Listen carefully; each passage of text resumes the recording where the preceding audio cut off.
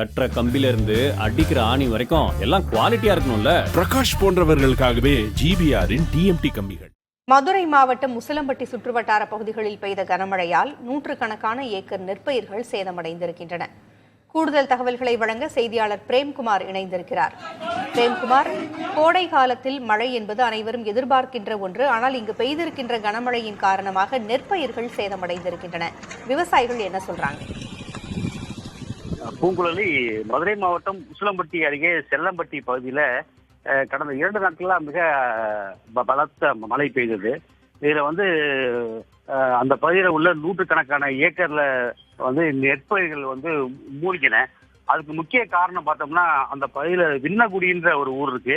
அங்க ஒரு பாலம் உடைப்பு ஏற்பட்டு அதுல அந்த அந்த ஏரியா அந்த பகுதியில உள்ள கல்கொண்டான்பட்டி, கொடிக்குளம், ஜோதிமணிக்கம் பல்வேறு ஊர்கள் பாதிக்கப்பட்டு அதுல உள்ள அந்த விவசாய நிலங்கள் கூட பாதிக்கப்பட்டுச்சு.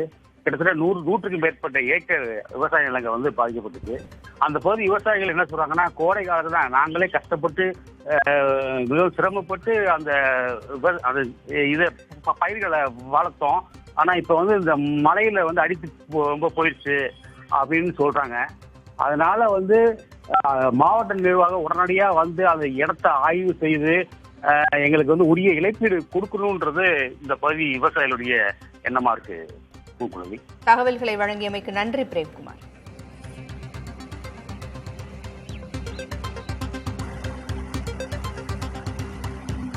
மதுரை மாவட்டம் முசலம்பட்டி பகுதிகளில் பெய்த கனமழையால் நூற்றுக்கணக்கான ஏக்கரில் நெற்பயிர்கள் சேதமடைந்திருக்கின்றன. அறுவடைக்கு தயாராக இருந்த நெற்பயிர்கள் நீரில் மூழ்கியதால் விவசாயிகள் கவலையடைந்திருக்கிறார்கள்.